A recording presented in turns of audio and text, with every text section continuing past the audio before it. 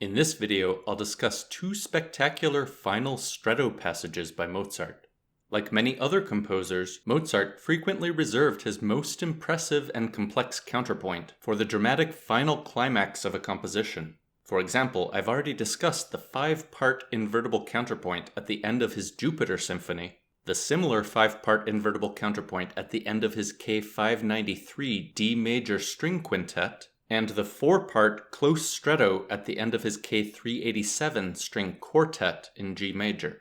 All three of those examples are from final movements that incorporate fugal textures into sonata or rondo forms, but both examples we're about to hear in this video are from non-fugal first movements. So that's why the word stretto, a fugal term for when the subject enters at closer time intervals, is in quotation marks in the title.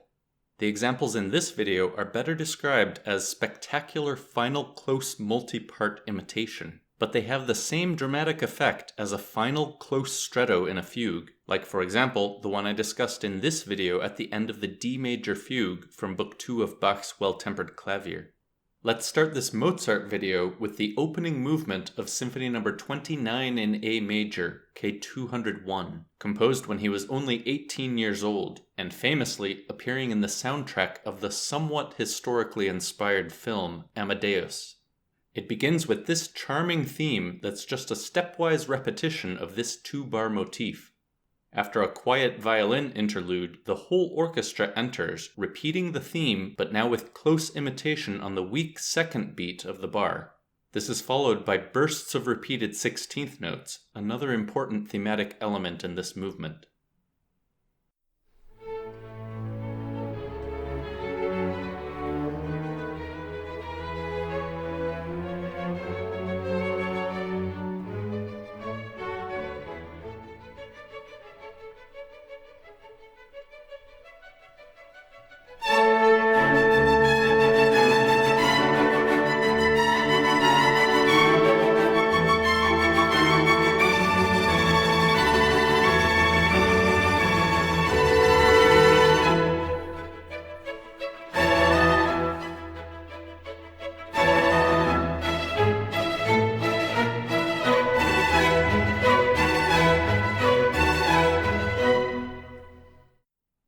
The moment of interest for this video occurs in the coda section, when after this quiet dominant 7th violin passage and dramatic rest, the whole orchestra enters again, but now with 4-part close imitation of the motif.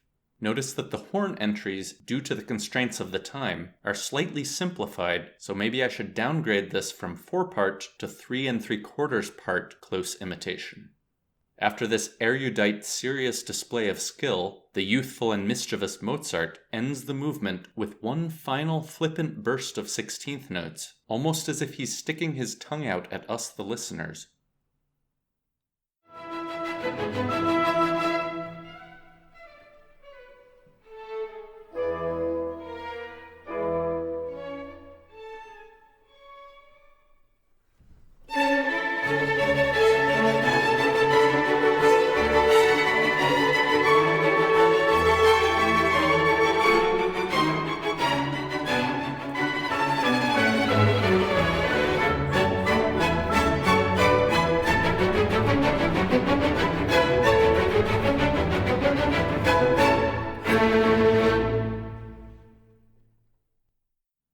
The other example is from one of Mozart's most important masterpieces, composed about 13 years after the symphony we just heard, his C major string quintet K515. This opening movement, that I've alluded to in prior videos, is one of his largest and most ambitious sonata forms, beginning with this 5-bar call-and-answer theme played by the cello and first violin.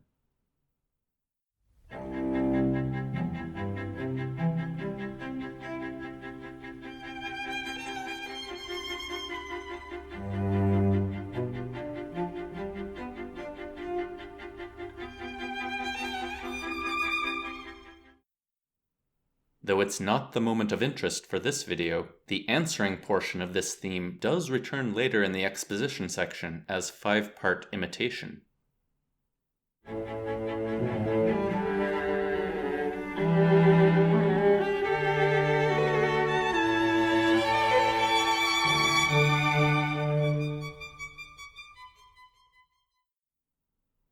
The moment of interest is actually based on this closing theme of the exposition section, introduced by these two loud outbursts.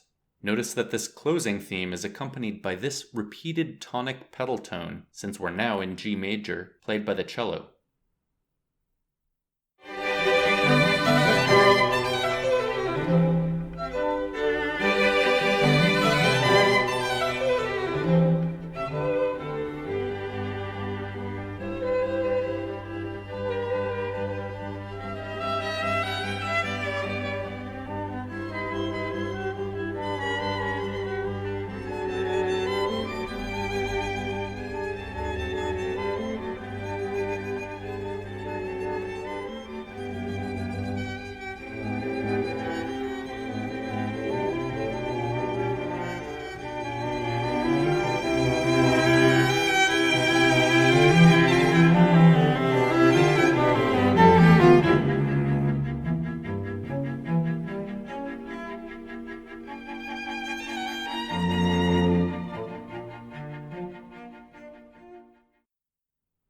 We've arrived at the beginning of the development section, a surprisingly large portion of which is devoted to the closing theme we just heard, starting with this 5-part imitation with entries overlapping by only 1 bar. Notice also this additional new imitative figure adding to the complexity of this section.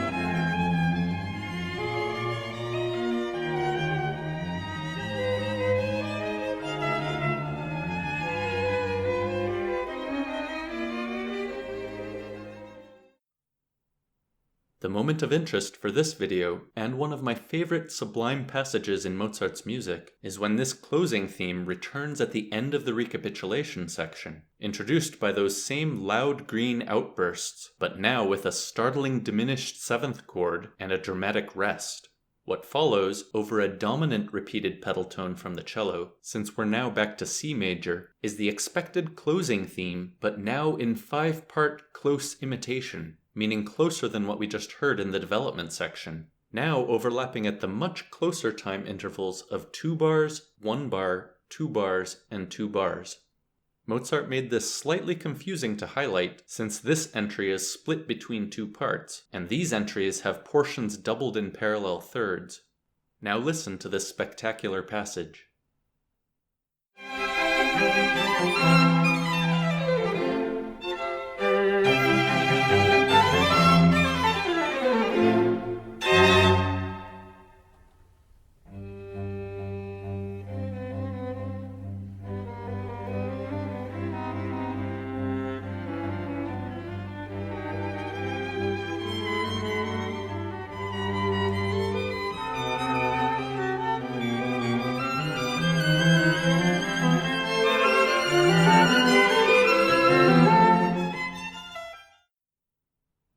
Notice that the dominant pedal point from this sublime passage still hasn't resolved, and Mozart delays the resolution to C major for several more bars by bringing back the second subject that isn't really the topic of this video, so I won't highlight it, after which we finally resolve to the tonic with the original simple homophonic version of the closing theme that gracefully fades away to these final 2 pianissimo chords. Though on a much larger scale, this ending is similar to that of the K387 quartet, when the even closer 4-part stretto is immediately followed by, what I called in that video from 8 years ago, an almost tauntingly simple homophonic statement of the original subject.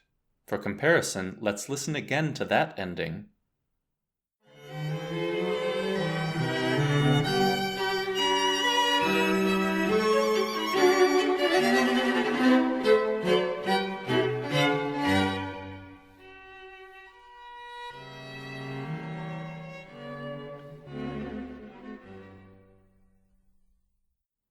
And now to end this video, listen to the much more expansive version of this same effect that ends this magnificent first movement of the K515 Quintet.